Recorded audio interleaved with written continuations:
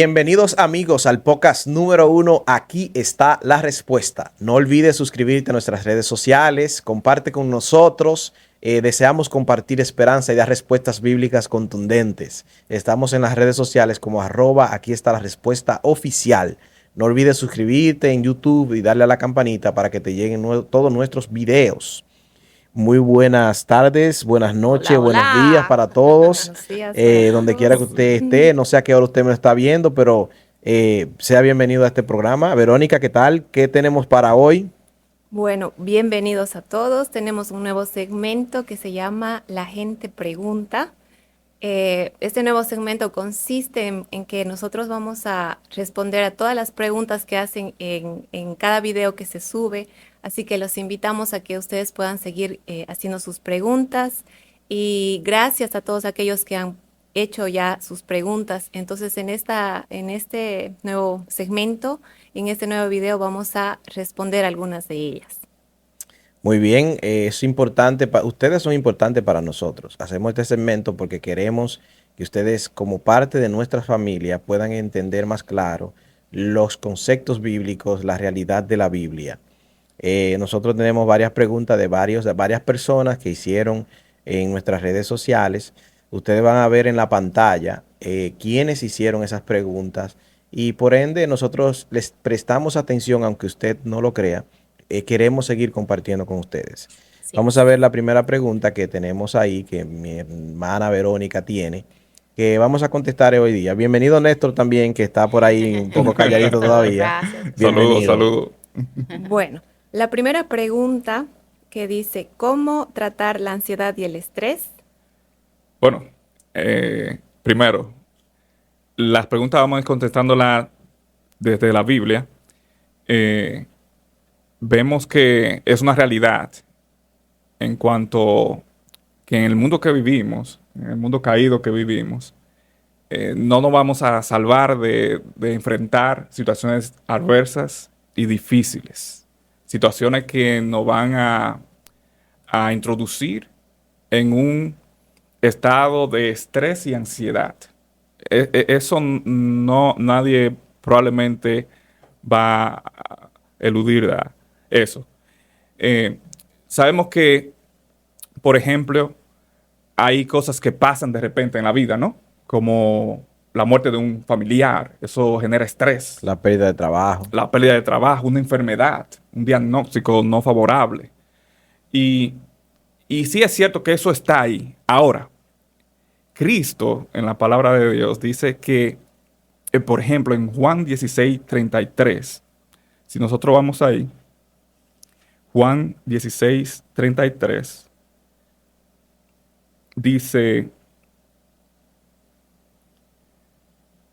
estas cosas os he hablado para que en mí tengáis paz.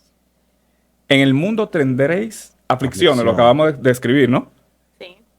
Pero confiad, yo he vencido al mundo. Entonces, sí vamos a tener aflicciones, pero tenemos a alguien que venció al mundo y nos está llamando, te está invitando a que tú tengas paz y que no te aflijas. Ahora, la palabra también enseña que esta fe en este hombre que me está diciendo que tenga paz es lo que vence el mundo. Eso está en Primera de Juan, capítulo 5. Primera de Juan, capítulo 5, versículo 4, y dice, porque todo lo que es nacido de... Perdón. Primera de Juan, capítulo 5, versículo 4. Dice, porque todo lo que es nacido de Dios vence al mundo. Y esta es la victoria que ha vencido al mundo, nuestra fe. Entonces, si vamos conectando, este hombre Jesús nos dice que nos llama a estar en paz en este mundo adverso. Sin embargo, yo tengo que tener fe en la palabra que él me está diciendo, en la invitación, porque esta fe es lo que vence, lo que me da paz. Ahora, para añadir a lo que hemos dicho hasta ahora, también en Filipenses 4 nos dice algo interesante. Pablo, en una situación bien adversa, él estaba preso cuando escribió esto. En Filipenses capítulo 4, ahí nos enseña de una forma práctica y una forma bien práctica qué tenemos que hacer. Y mientras tú buscas la lectura, es algo increíble cómo la palabra de Dios tiene luz para todo tiempo. Porque ustedes se preguntan, ¿habría tanto estrés en los tiempos que se escribió la Biblia? Y ansiedades. O ansiedad. Eso siempre ha existido. Pero estaba tan de moda como ahora, porque si ustedes ven, hay como una epidemia de problemas mentales ahora, como Sí. depresión, ansiedad, estrés. Ujú. Entonces, pero la Biblia es un libro tan completo que ya estaba preparada para cuando llegara este tipo de situaciones. Porque lámpara, dice la palabra de Dios, lámpara a mis pies tu palabra y lumbrera mi camino. Entonces, nosotros, si estudiamos la palabra de Dios, vamos a encontrar solución y vamos a encontrar en la palabra de Dios la real respuesta que nosotros necesitamos. Porque lamentablemente hoy en día, y muchas de las personas lo ponen en tela de juicio y dicen los cristianos no pueden tener estrés, ni ansiedad, ni depresión. Pero mi gente, es algo que ha tocado todas las puertas. Así es, también yo quiero agregar a eso que Dios sabía lo que nosotros íbamos a pasar, que lo dejó en su palabra, tengamos Exacto. paz. Exacto. Sí, Y tú puedes ver que hay varios ejemplos, como ustedes están aludiendo a la palabra. Sí, en la palabra Dios hizo provisión para esto. Y Él nos dio una vía de una forma muy práctica. Aquí Pablo, en Filipenses capítulo 4, versículo 4 en adelante, dice, regocijaos en el Señor siempre. Otra vez digo, regocijaos. Vuestra gentileza sea conocida de todos los hombres. El Señor está cerca. Por nada estéis afanosos, si no sean conocidas vuestras peticiones delante de Dios en toda oración y ruego con acción de gracias. Y la paz de Dios, que sobrepasa todo entendimiento, guardará vuestros corazones y vuestros pensamientos en Cristo Jesús. Amén. Entonces tú ves la solución. Sí vamos a tener adversidad, pero cuando tú oras y tú vienes donde Dios o Jesús y tú le llevas tus problemas, llevas tus cargas. Oh, mira, tengo esta enfermedad. Mira, tengo este problema familiar. Tú vas a tener una paz que dice la palabra que sobrepasa todo entendimiento. Y sobrepasa todo entendimiento y es por la siguiente razón, porque no hace sentido que nosotros estemos en un problema y tengamos paz. Esa es la mente natural que no puede conciliar esas dos cosas. Cuando hay un problema, tú tienes que estar en estrés. Exacto. Pero cuando tú confías, tú vienes y pones delante de Dios o delante de Cristo esta petición, sabiendo que Él tiene el control de todo. Y Él nos hizo una invitación para terminar ya con esta pregunta. Recuerden que estamos tocando la pregunta, ¿cómo tratar la ansiedad y el estrés? Cristo nos hace una invitación. Y esa invitación está en Mateo capítulo 11. Mateo capítulo 11, versículo 28 y 30. La palabra de Dios dice, venid a mí todos los que estáis trabajados y cansados, y yo os haré descansar. Qué tremenda promesa. Entonces, mira lo que sigue diciendo. Llevad mi yugo sobre vosotros y aprended de mí, que soy manso y humilde de corazón, y hallaréis descanso para vuestras almas. Porque mi yugo es fácil y ligera mi carga. Entonces, simple. Cristo te está diciendo, todos tus problemas ponlos arriba de mí. Y yo te voy a dar el mío, mi yugo, que es sumamente fácil. Y tú vas a ir ligero, si podríamos decir. Exactamente. amén. No hay respuesta más clara y contundente que esa. Ponga sus cargas en el Señor, confíe en Tremendo. Dios y Él hará. Ok, continuamos con otra interesante pregunta que nos hacen. Podemos ver aquí en las pantallas que nos hace llegar esta pregunta. Y la pregunta es, cuando regresemos con cuerpos glorificados con nuestro Señor, ¿podremos tener nuestras familias? Una tremenda pregunta porque mucha gente se hace Ok, mis hijos, mi esposo, y yo Mi poder tener mi abuela. gente allá. Sí, es muy interesante porque hay Sí. muchas personas que dicen, bueno, vamos a tener nuestra familia en el cielo. Unidas. Exacto. Queremos saber. Es interesante la pregunta, pero la palabra de Dios es tan rica que tiene respuesta, yo creo que para todo. Exacto. Y mira qué sencillo vamos a contestar esto. En Mateo capítulo 12, versículo 46 al 50, hay un relato que nos da una vislumbre muy clara de esto. Y hay otros relatos en la Biblia que obviamente no lo vamos a tocar todos. Pero este es bien interesante. Mira, aquí dice la palabra en Mateo capítulo 12, versículo 46 a 50. Mientras él aún hablaba a la gente, esto se está refiriendo a Cristo, Cristo hablando. He aquí, su madre y sus hermanos estaban afuera y le querían hablar. Recordemos que Cristo tenía hermanos, medios hermanos, y tenía una madre, ¿no? Entonces, lo que estoy tratando de resaltar que era su familia inmediata, real, terrenal. Ahora, el versículo 47 continúa diciendo, y le dijo uno, he aquí tu madre y tus hermanos están afuera y te quieren hablar. Respondió él al que le decía esto. Jesús respondió y dijo, ¿quién es mi madre? ¿Y quiénes son mis hermanos? Yo te voy a invitar, cuando Cristo hace una pregunta, tú analices esa pregunta, porque Él te quiere decir algo muy importante. Él ahora no hace la pregunta a nosotros. ¿Quién es mi madre y quiénes son mis hermanos? El versículo 49 continúa diciendo, y extendiendo su mano hacia sus discípulos, dijo, he aquí mi madre y mis hermanos. Porque todo aquel que hace la voluntad de mi Padre, que está en los cielos, ese es mi hermano y hermana y madre. Eso es tremendo. Porque tú estás viendo que Cristo le está llamando su familia a todos aquellos que son sus discípulos, sus hermanos. Cristo nos ve a nosotros como sus hermanos. Ahora, para que quede más claro, voy a leer dos versículos más y después vamos a concluir con esa pregunta. Dice en Hebreos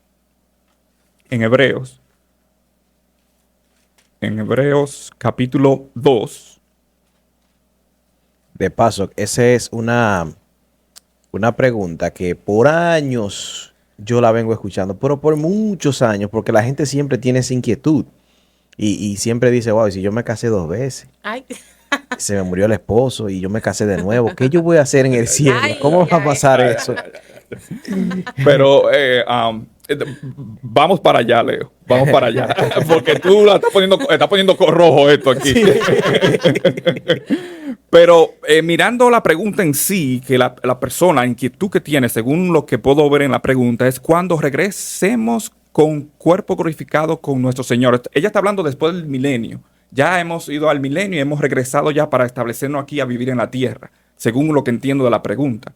¿Podremos tener nuestras propias familias? Esa es la pregunta. Entonces, lo que estamos estableciendo es que Dios nos ve como todo una sola familia. Todos somos una sola familia. Ahora mira aquí en versículo 10 al 12. Porque convenía a aquel por cuya causa son todas las cosas y por quien todas las cosas subsisten, que habiendo de llevar muchos hijos a la gloria, perfeccionase por aflicción al autor de la salvación de ellos. Porque el que santifica y los que son santificados, de uno son todos, por lo cual no se avergüenza de llamarles hermanos, diciendo, anunciaré a mis hermanos tu nombre. Y la última partecita dice, en medio de la congregación te alabaré. Eso está sumamente claro. Tú y yo cuando entramos y aceptamos a Cristo, pertenecemos a su familia. Y hay muchos otros versículos donde tú puedes ver cómo nosotros venimos a ser romanos. En el mismo Hebreo hay varios otros lugares. Venimos a ser constituidos hijos de Dios y por ende pertenecemos a la familia de Dios y Él nos ve como su hermano y somos coherederos, dice en otro lugar, coherederos con Él de la vida eterna. Entonces, sí, en el cielo vamos a ser toda una familia. No te puedo explicar literalmente cómo cómo uno va a sentir. Yo me imagino que el amor que le tengo a mi madre terrenal ahora, le voy a tener a Ángela, por ejemplo, que no es familiar mío directo. Sí. Pero allá yo voy a tener un amor para todos igual. De igual manera. De igual manera. Y sí, todos vamos a ser una familia y todos nos vamos a conocer y todos vamos a estar felices en el cielo con Cristo. Wow, Amén. alegría, amén. Estamos claros en eso ya entonces. Néstor, hay otra pregunta que hacen también, que el público hace, que vamos a ver ahí en la pantalla. Dice, ¿tenemos nosotros garantía para no caer? Oh, te hace preguntas difíciles, yo voy a decir, son preguntas difíciles. Te pregunta. Pero poniéndola lo más básico y lo más breve posible, sí. Ahora, vamos a desglosar un poco. La palabra dice que la voluntad de Dios es que todos seamos santificados. Y eso lo podemos ver en Primera de Tesalonicenses. En Primera de Tesalonicenses dice la Biblia, en el capítulo 4, versículo 1 al 3, dice, por lo demás, hermanos, os rogamos y exhortamos en el Señor Jesús que de la manera que aprendisteis de nosotros, como os conviene conduciros y agradar a Dios, abundéis más y más, porque ya sabéis qué instrucciones os dimos por el Señor Jesús. Pues la voluntad de Dios es vuestra santificación, que os apartéis de toda fornicación. Versículo 7 dice, pues no nos ha llamado Dios a inmundicia, sino a santificación. Brevemente, aquí Pablo está haciendo una distinción, lo que son llamados a santificación, a apartarse del mal, apartarse del pecado, a no practicar el pecado. Ahora, ¿quién garantiza de que cuando yo me aparto del pecado, de que yo no caiga? Oh, el mismo Dios. Judas, versículo 1, obviamente tiene un solo versículo, un solo capítulo, perdón. Que de paso, mucha gente que cuando estudia la palabra de Dios, la mayoría de nosotros caemos porque realmente no tenemos la confianza en Dios y tenemos como eslogan, no hay humano que no pueda caer. O sea, nosotros tenemos que caer y aunque caemos nos vamos a levantar. Es verdad, si usted cae se levanta, mi hermano, pero por la fe en Jesucristo, si usted se mantiene aferrado a Él, no va a caer. Tremendo. Y lo vamos a ver con la Biblia. Con la Biblia, exactamente. Lo que tú acabaste de decir. Por ejemplo, mira, aquí Judas dice quién es que da la garantía de que no caigamos. Aquí dice, versículos 24 y 25, y aquel que es poderoso para guardaros sin caída. Si tú vas al original, generalmente te está diciendo es sin estombo, como cuando tú tropiezas. Porque se supone que cuando tú estás en Cristo, y lo vamos a ver más adelante, tú no pecas. Ahora, si tú si tú tropiezas, obviamente se está refiriendo al pecar. Ahora, y aquel que es poderoso para guardaros sin caída, presentaros sin mancha delante de su gloria, con gran alegría, al único y sabio Dios, nuestro Salvador, sea gloria y majestad, imperio y potencia, ahora por todos los siglos. Amén. Entonces, sí, hay garantía de que no caigamos. Dios es el garante de eso. Ahora, nosotros, cuando ya pertenecemos a la familia de Dios, nosotros no practicamos el pecado. Nosotros no practicamos. Y una de las cosas que Juan quiso enseñar en la carta de Primera de Juan fue eso.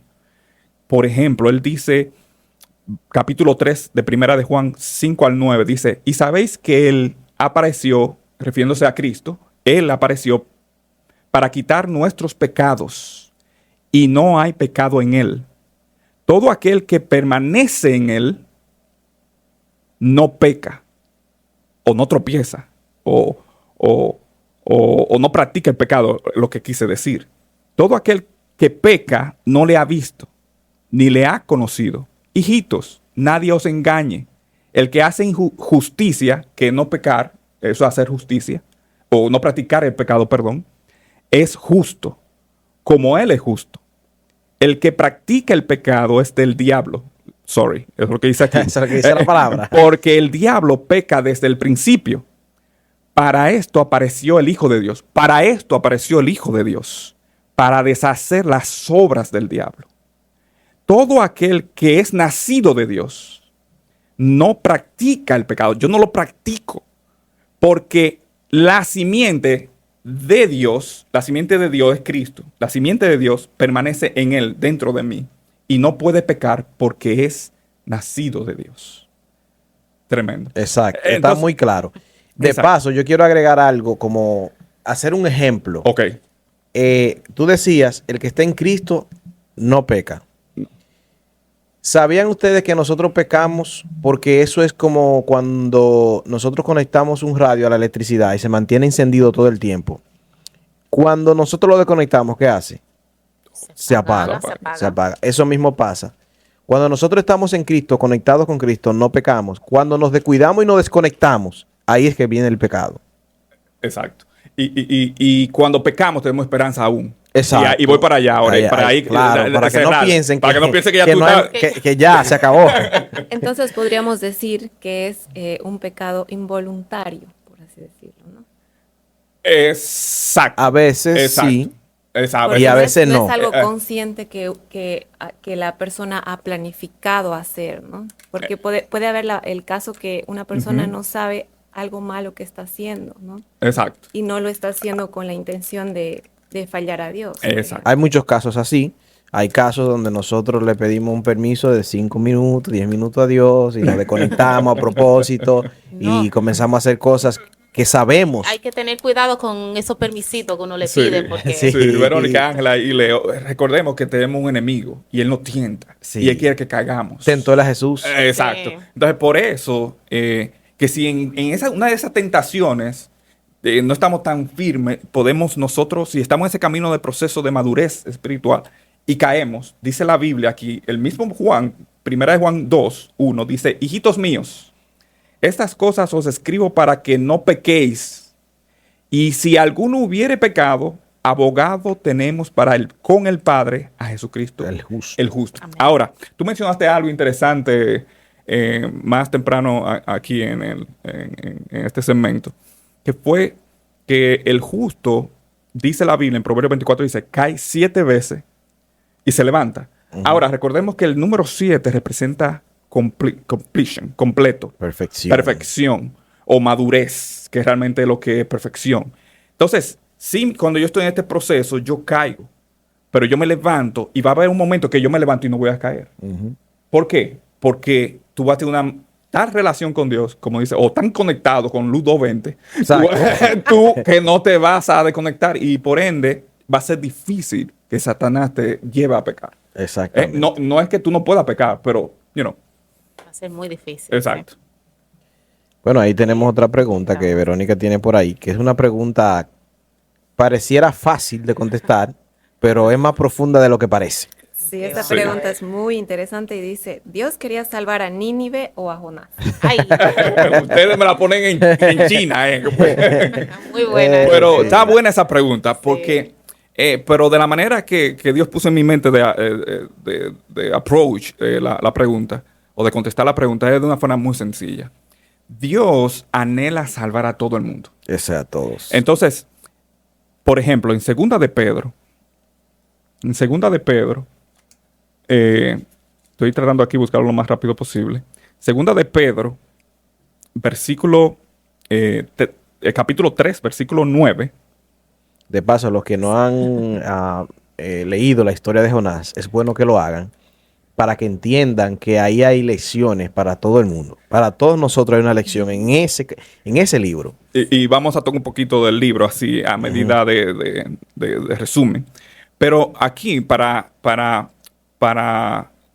avalar que Dios quiere salvar a todo el mundo, aquí en 2 de Pedro 3:9 nos dice la palabra, el Señor no retarda su promesa, según algunos la tienen por tardanza, sino que es paciente para con nosotros, no queriendo que ninguno perezca, sino que todos procedan al arrepentimiento. O sea, eso es lo que anhela Dios. Eso es lo que quiere Dios. Ahora, este relato de Jonás, estos 4 capítulos, es muy interesante y bien estructurado. Realmente, si tú me preguntas a mí, obviamente me están preguntando a mí, ¿Qué es el libro de Jonás? Jonás simplemente está mostrando la misericordia de Dios. Que la misericordia de Dios no trabaja como la misericordia, entre comillas, voy a poner eso porque nosotros no tenemos misericordia, Jamás. del hombre, de nosotros. Por ejemplo, el libro empieza que Dios le dice, ve a Nínive, capítulo 1.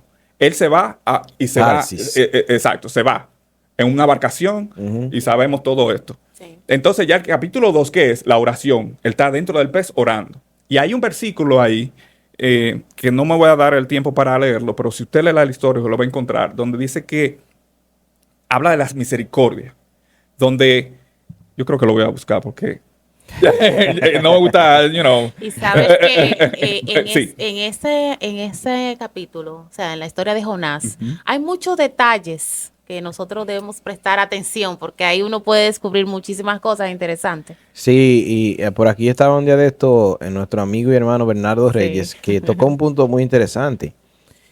Es raro que Jonás, un predicador, le predique a alguien y como que cuando la gente se arrepiente se enoja. Como que, y entonces, Eso está bueno, pero para allá vamos. sí. Entonces tú ves que Jonás estaba dentro del pez y él dice, los que siguen vanidades ilusorias, su misericordia abandonan. Eso es tremendo versículo, no vamos a entrar ahí, pero está diciendo que nosotros no tenemos misericordia, en otras palabras. No. Entonces, mira, ya después que él sale del pez, que tiene esta oración con Dios, va y en el capítulo 3, Dios le vuelve a decir, ve a Nínive. Y ya ahí él obedece y va. Entonces, y sabemos que él fue a Nínive, predicó ¿y qué? Se convirtieron todos. Se convirtieron todos. Ahora, el capítulo 4 es el más importante de toda esta historia porque te hace un resumen estructurado de por qué pasó todo lo que pasó anteriormente. Lo primero es lo que está diciendo Leo, que se enojó. Se Ese enojó. es el primer versículo. Se Y lo enojó, vamos a leer. se Dice, enojó. pero Jonás se apesadumbró en extremo y se enojó, dice aquí. Sí, es literal.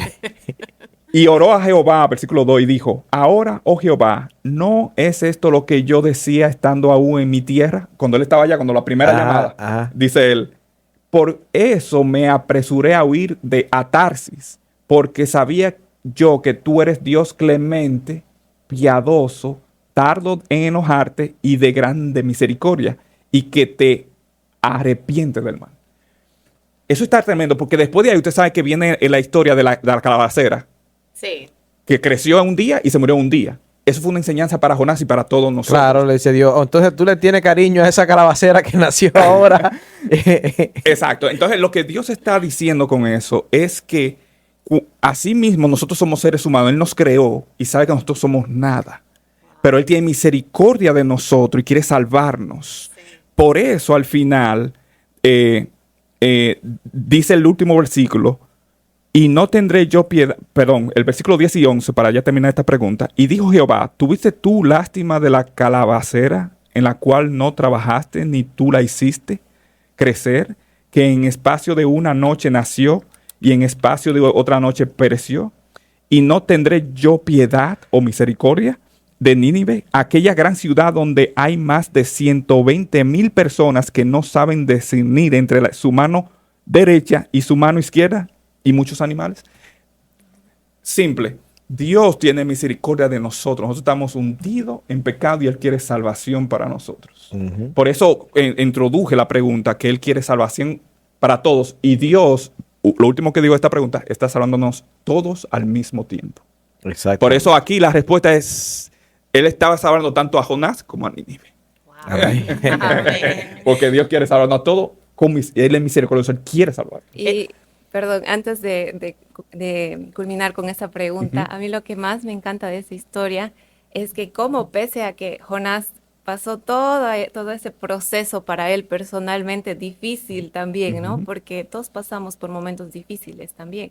Pero entonces, como Dios se toma también es tan bueno y misericordioso que hasta le permite, le muestra, ¿no? Con tanto amor, mira, esto es lo que está pasando a través de la calabacera, ¿no?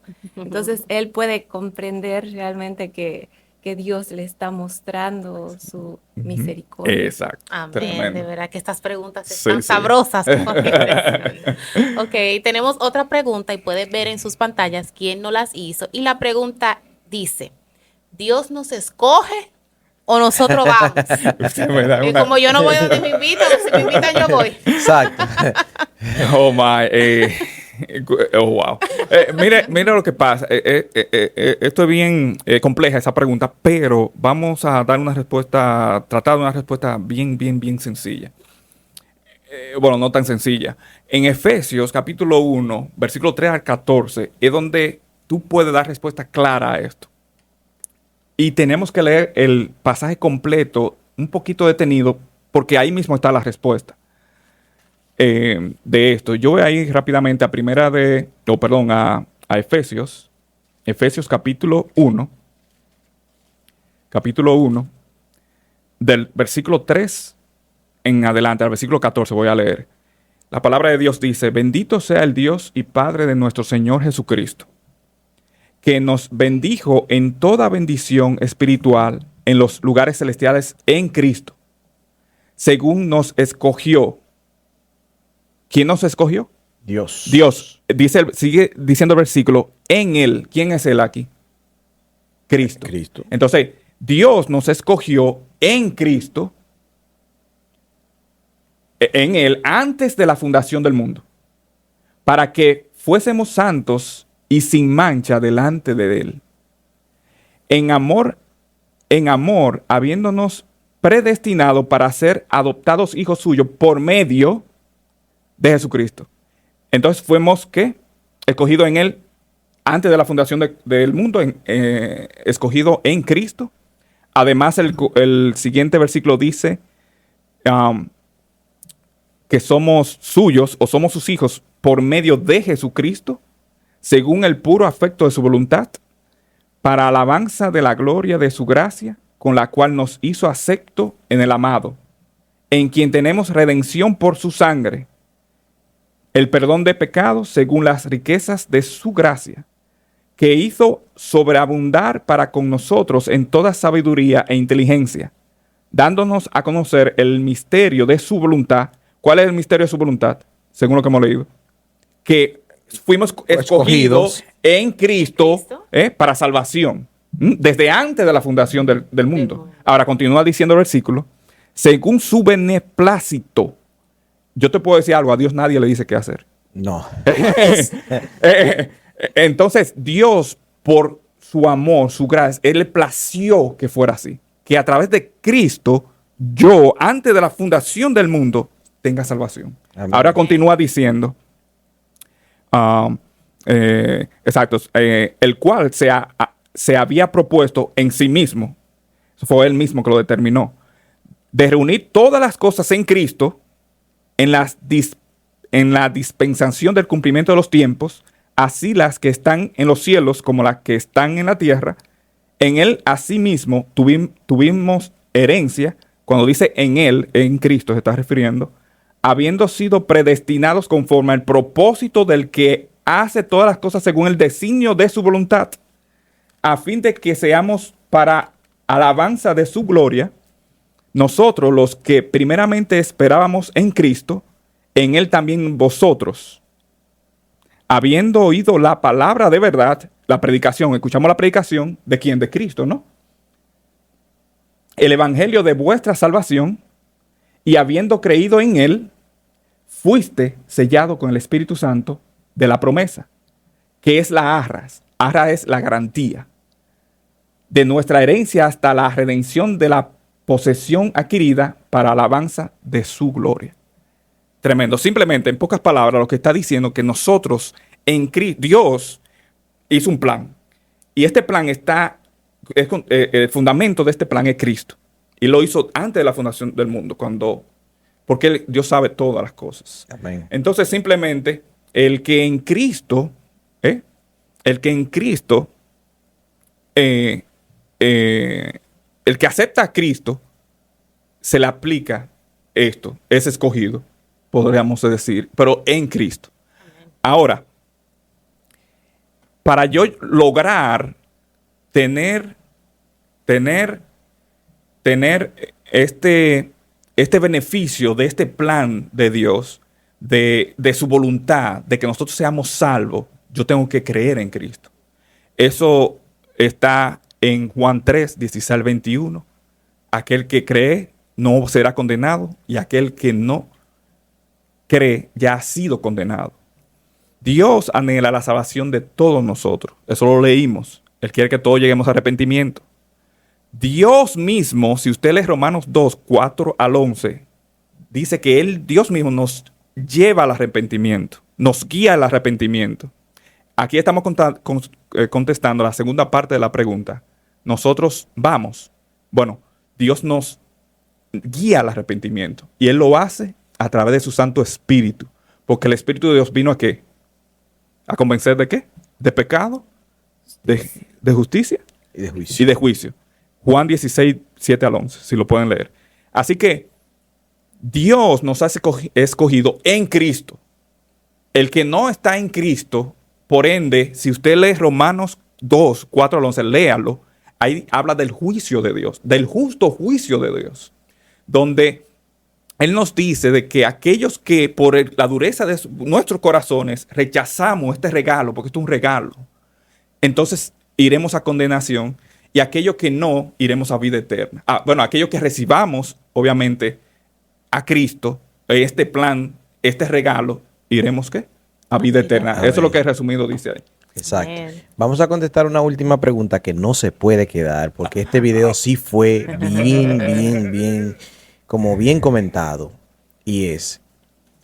Vamos a contestar dos preguntas en una. Número uno, ¿es bíblico el diezmo y obliga a la iglesia adventista del séptimo día a la gente a diezmar? Okay.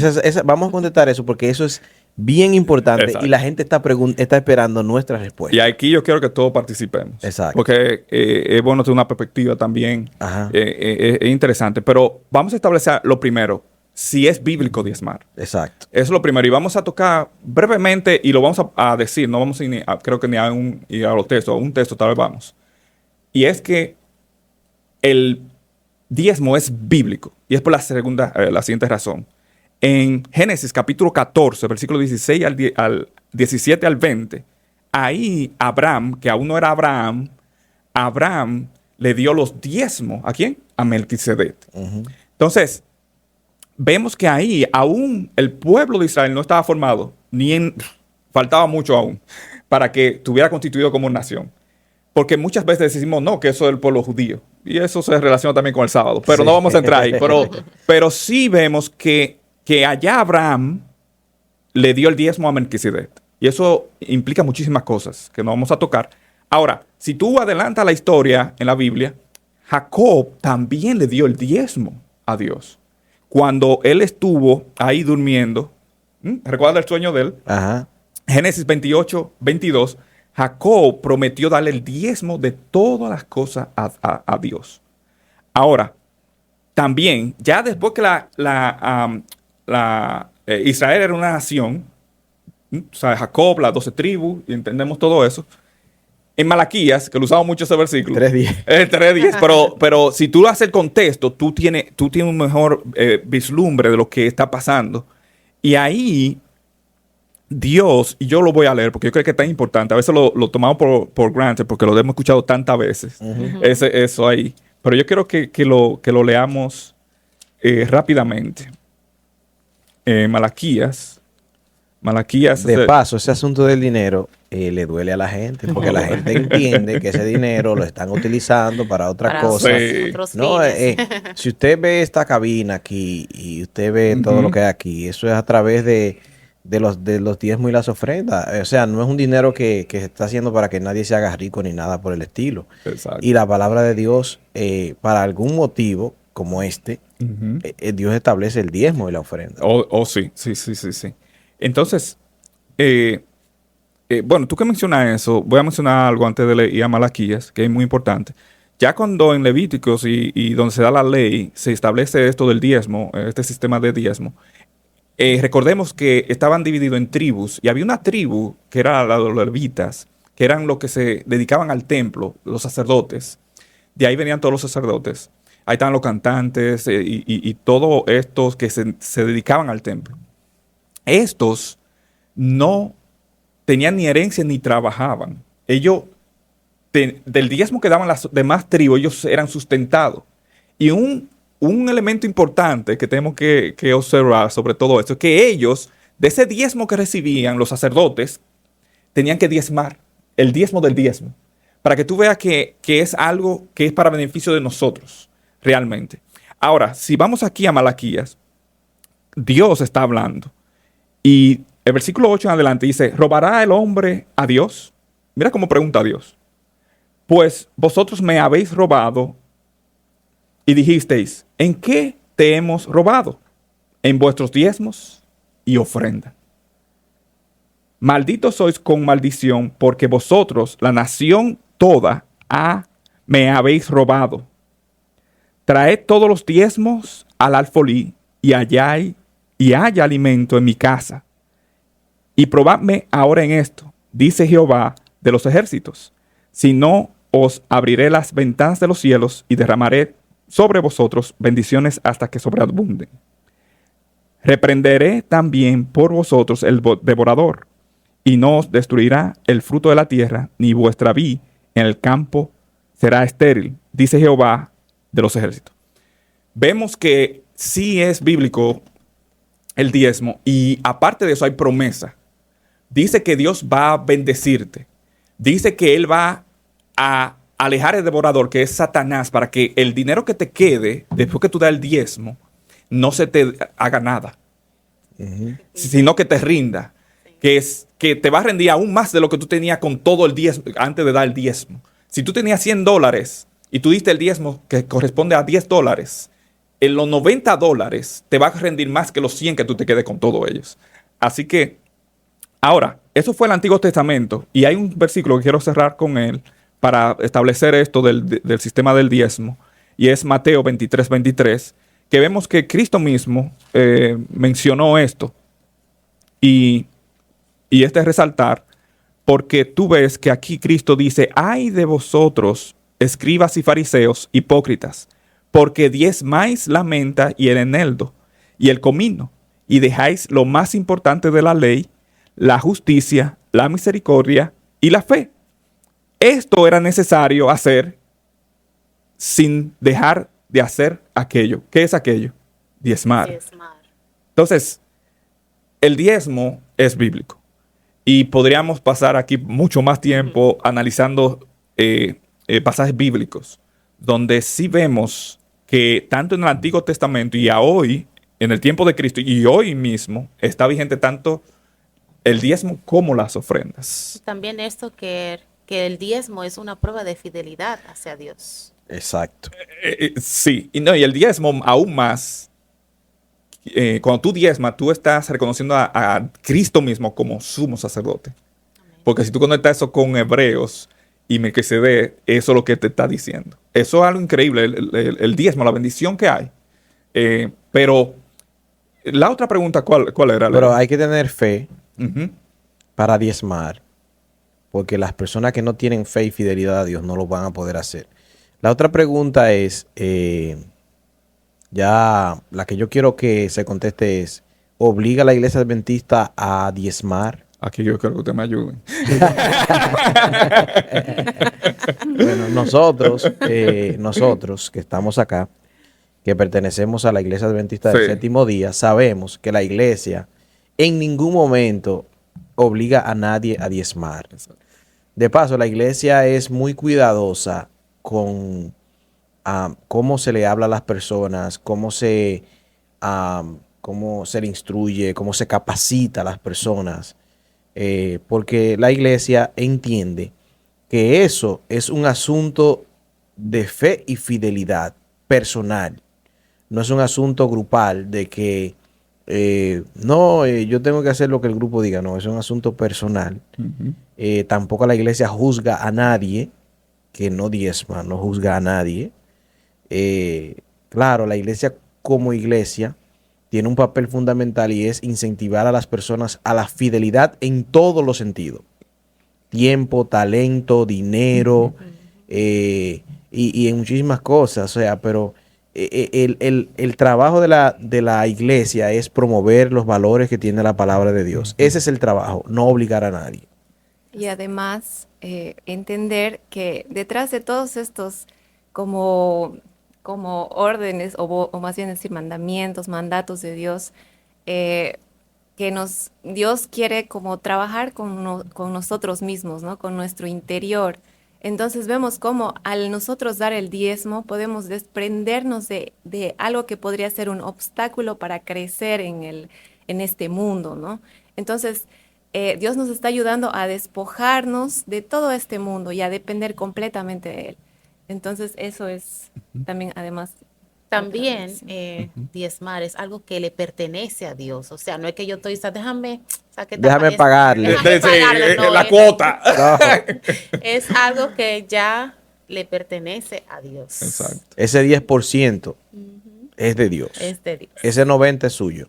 Sí. Y la ofrenda, que es voluntaria, también, de lo que su corazón dicte. Dios no se mete con qué cantidad usted va a dar, pero es voluntaria de acuerdo a su gratitud a Dios. Pero realmente es un asunto de fidelidad. Es un asunto que la iglesia jamás va a tratar de obligar a nadie. Porque eso es un asunto tal cual guardar los mandamientos. Sí. Y eso es un mandamiento. Aunque no esté en el decálogo, no esté en los 10 mandamientos que el Señor escribió con sus propios dedos, pero es un mandamiento de Dios, diezmar.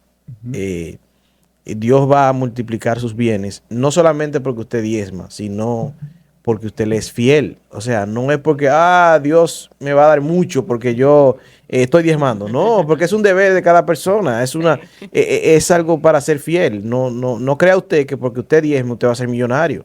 Dios no promete hacerle millonario, promete otras cosas, pero no hacerlo millonario. Sí. No, y para ir concluyendo con esta pregunta, realmente con el diezmo no se hace negocio. No. Eso lo que es de Dios es de Dios, como está No hay diciendo negocio. aquí las demás compañeras. Entonces, aquí hay una pregunta que quiero dejarla pasar, que es cómo diezmar. Diezmar es simplemente, diezmo viene de décima, de 10. Un 10% en este caso. Vamos a decir, por ejemplo, en este caso, nosotros en el tiempo que vivimos nos remuneran de los trabajos con dinero. Es un dinero y con eso uno hace trueque. Trueque es como que uno hace intercambio. Uno va al supermercado, da este dinero y te dan groceries. Entonces, si tú ganas $100, vamos a decir, a la semana, simplemente el 10% de 100, ¿cuánto es? 10. Entonces, ese $10, eso es de Dios. Entonces tú te quedas con tus 90 y de esos 90 ahora te corresponde hacer una ofrenda voluntaria. ¿Qué tan agradecido tú estás con Dios? Entonces tú vas y bueno, Dios, mira, te voy a dar 10 más o 5 más. Y lo pones ahí y tú verás la bendición de Dios. No tanto en remuneración para atrás en dinero, sino en salud, Amén. En tu familia, en el cuidado, en protección. Dios, la bendición de Dios no es simplemente dinero, porque nosotros estamos aquí para simplemente buscar el reino de Dios y su justicia, lo que dice Mateo 6:33. Y todo lo demás va a venir, ¿sabes? Por añadidura. Entonces, quería decir eso por último. Bueno, pues ya ustedes saben, mi gente, de las dudas han quedado aquí respondidas. Si usted tiene dudas, comente y nosotros también volvemos y grabamos, respondemos sus dudas, porque la idea es que todos seamos una familia, que todos estemos claros acerca de la palabra de Dios. Bien, mi gente, muchas gracias por estar con nosotros. Dios le bendiga. No olviden suscribirse a nuestras redes sociales, comentar y sobre todo mirar nuestros videos para que podamos todos aprender juntos acerca de la palabra de Dios. Dios le bendiga y nos vemos la próxima. Bye bye. Bye bye.